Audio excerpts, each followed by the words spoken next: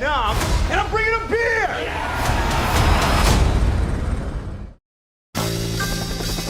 So I'd like to go over to Vietnam and track down all the boys in the neighborhood and just give them a beer. I'm gonna show them that this country is still behind them. Because I'm going to Vietnam, and I'm bringing a beer! Yeah! I was pretty blown away that this was actually based on a true story. No chance you have a ship heading to Vietnam.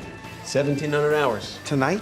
It's the story of a guy in 1967 who, during wartime, brought beer to his friends in Vietnam, which is ludicrous, of course. Ta-da! Chicky? Still can't believe you came all this way just to bring me a beer. It's the dumbest thing I ever heard of.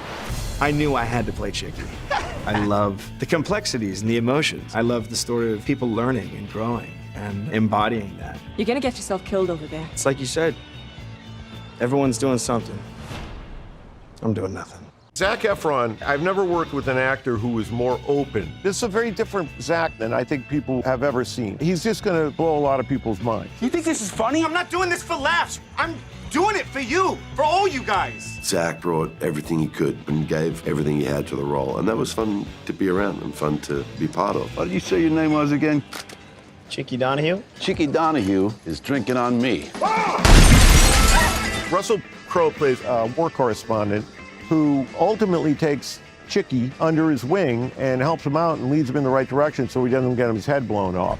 Don't shoot! It's kind of a personal connection for me because my grandfather was, in fact, a war photographer. So it was a very personal thing for me to take on a character that did that sort of job. Why do you guys just report the bad stuff? That's what we hear back home. I mean, doesn't that hurt us? The truth doesn't hurt us.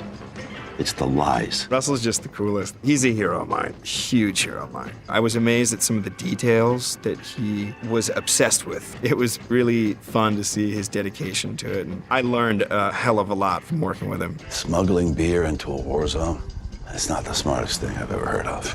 It's certainly not the worst either. That set was one of the most fun sets I've been on in many, many a year. It's very easy to work with Peter. Peter's one of the most interesting directors I've ever worked with. He doesn't specifically come at you with rules. He's never stuck in one thing. Boom, boom, boom, couple more. I can't imagine a better group of people to ultimately make this movie. Peter Farrelly came off of the success he had with Green Book to write and direct this. Just watching all of these incredible actors telling this story with humanity and emotion has been very fulfilling and exciting. This film has a really big heart, and I think it's a really positive experience. I think people are going to love this movie. Hey, Colonel! One more round! This really is a powerful, powerful story, and in some ways it's never been more relevant, but it's so kind of carefully crafted and well written that there's moments where you're going to be crying, there's moments where you're going to be laughing your ass off, and hopefully just transported into another time and place. We're halfway home.